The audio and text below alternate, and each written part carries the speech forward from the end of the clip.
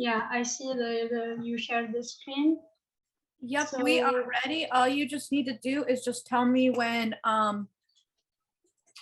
you need. yeah, we can just go to the next slide, please. Of course. Okay.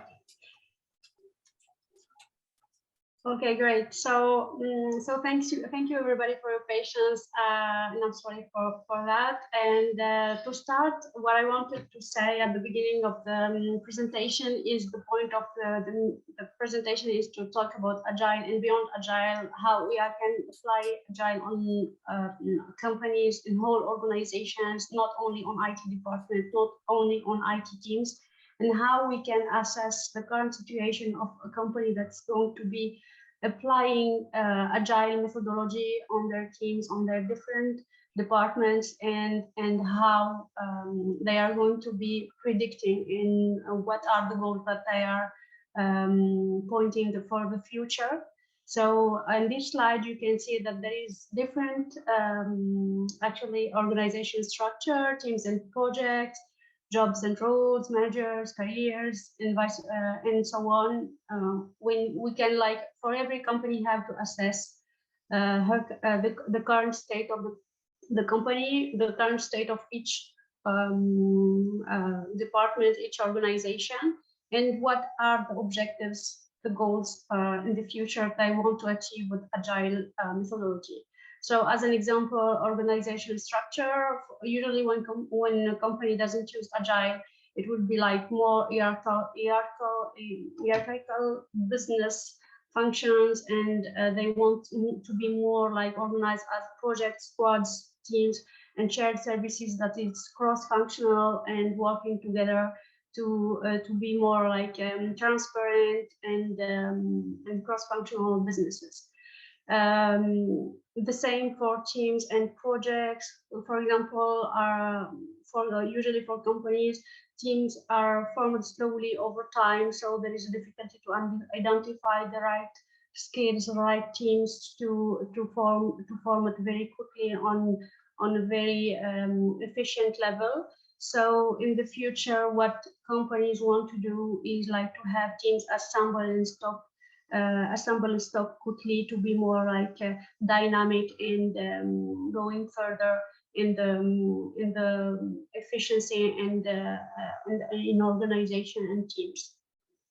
And also the other point is jobs and roles. There is actually usually roles identifications. Sometimes in teams, jobs and roles are not very well identified. And this is a very important point to have like very solid and stable and consistent team organization. So assignments and tasks in expert roles should be well identified. And also for managers, they should be more like on leadership perspective.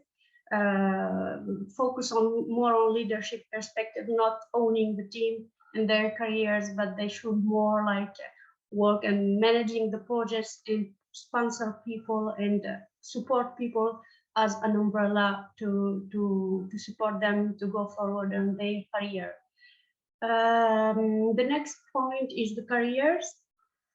Jobs are owned by manager, not shared.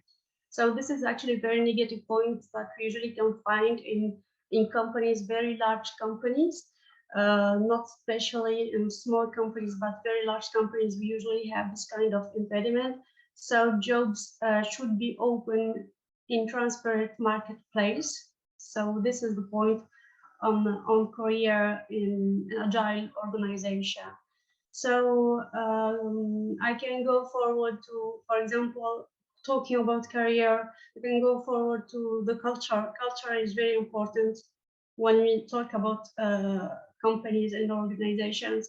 When we have like more than 20,000 employees in same company, culture become essential. So that's why we have to aim to citizenship, collective thinking, and shared values. That's why we find like companies, big companies like IBM or Google are working very hard on their cultures, and it's very important pillar in their marketing strategy.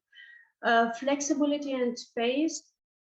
People are assigned to jobs by management, whereas that we should people thought on based skills. So we should value more expertise to have more engaged employees.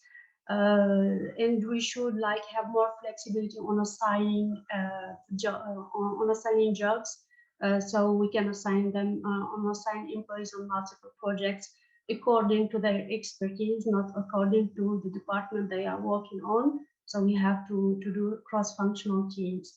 And also rewards, people rewarded by level, tenure, experience. So it's not like the most efficient way to reward people.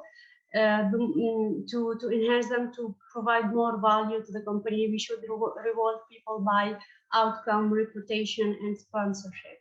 So for me, it was important to mention that. So every company that would adopt agile methodology should think about the current state and where they want to go. And if also it's important to see if agile can achieve that for their company, because companies of course have different contexts, different culture, and different way of work, so we should also adapt. The next slide, if we can go to that. Yeah, thanks.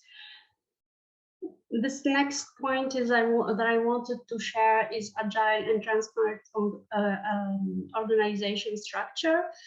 We see here that I'm pointing at first place on the different services that we can apply agile on, like for example, support services team, finance, HR, marketing, etc. We can apply agile to every organization in the company. Not only on IT department, and we can in this point these departments can be like organized thought by C-suite executives overseeing long-term view, whether on geographic, brand, product groups, customer segment, and all that should be thought on profit and loss responsibility to the customer. So actually, it's a whole process that should be thought, whether from the different departments to actually benefit the customer on profit loss responsibility. So, and from my point of view, what I've stated here are the value zones on geographic, brand, product groups, customer segment, that can be valued at first place. So this is my point of view about agile and organization structure.